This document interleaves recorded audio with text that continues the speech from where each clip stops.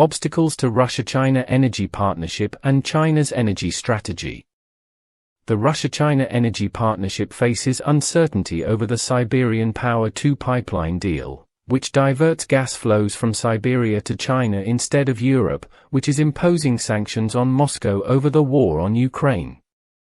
Over recent months, Russian officials have met with their Chinese and Mongolian counterparts several times, and Russian Deputy Prime Minister Alexander Novak announced in September that the route of the Siberian Force 2 line would be completed after trilateral negotiations, as the line would pass to China via Mongolia. Russia's problem is that China, the world's largest energy and gas consumer, currently has no special incentive to approve a new pipeline.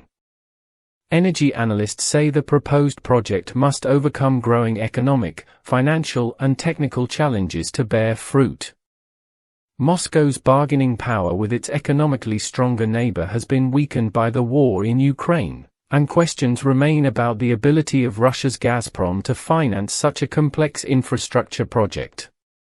Revenues from this pipeline also remain uncertain, as they face competition from China's growing shift toward renewable energy. What are the obstacles? Designed more than a decade ago as part of Russia's move to diversify gas sales to Asia, the pipeline has taken on a new dimension since February 2022, as the war on Ukraine began to decline dramatically and forced the Kremlin to urgently seek alternative buyers for its gas. Discussions about the pipeline were already underway when the project was discussed again during Putin's visit to China during the Beijing Olympics just weeks before Russia's war on Ukraine began. Since then, Moscow has continued to stress its willingness to begin construction of the Siberian 2 line, even though China has remained largely silent on the issue. In the midst of ongoing talks on the Siberian Power 2 line, Beijing has largely sided with Moscow during the war in Ukraine, and Sino-Russian trade has grown, while Russia has sold Asian powers including China more oil that it can no longer sell to the West because of sanctions. China and Russia already own the Siberian Power pipeline, which was launched in 2019 and agreed between Putin and Xi Jinping in 2014.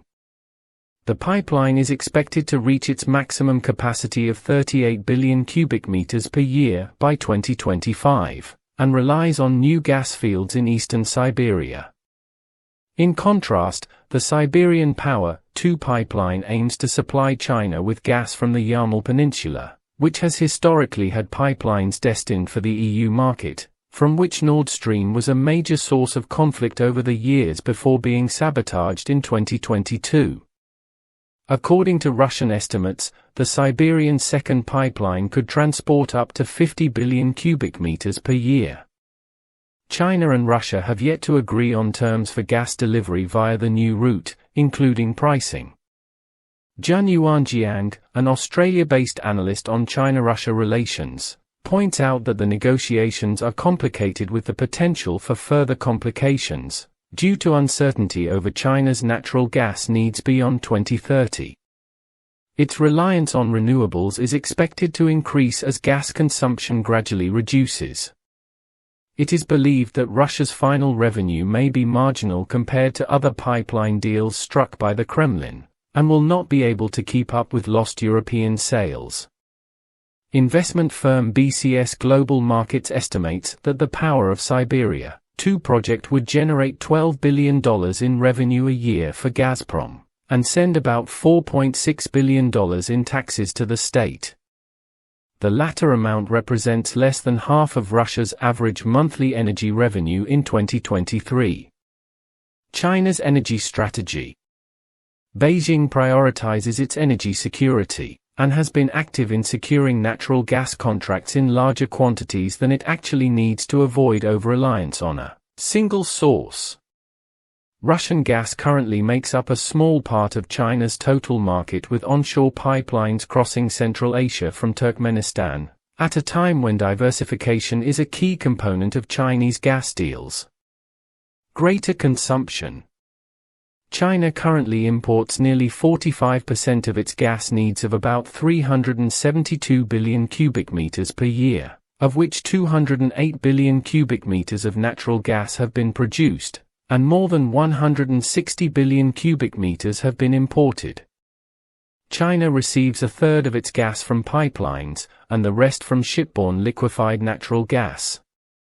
It also imports 53.2 billion cubic meters of gas via pipelines, versus 109.5 billion cubic meters of liquefied natural gas.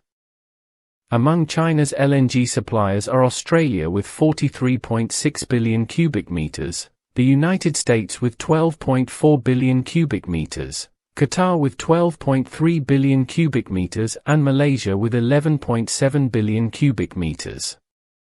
The country imported 31.5 billion cubic meters of gas via pipelines from Turkmenistan, 7.6 billion cubic meters from Russia, 5.9 billion cubic meters from Kazakhstan, 4.3 billion cubic meters from Uzbekistan, and 3.9 billion cubic meters from Myanmar.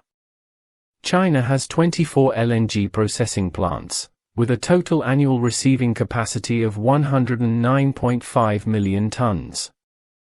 The country has 15 gas storage terminals, with a total capacity of 17 billion cubic meters of gas.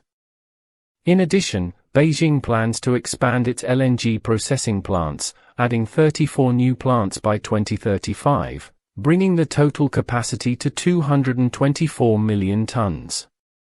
Most LNG terminals are located in southern and eastern Chinese cities. If you like Today Plus channel's video, please like, subscribe, share, and turn on notifications. Stay tuned for more our interesting subjects.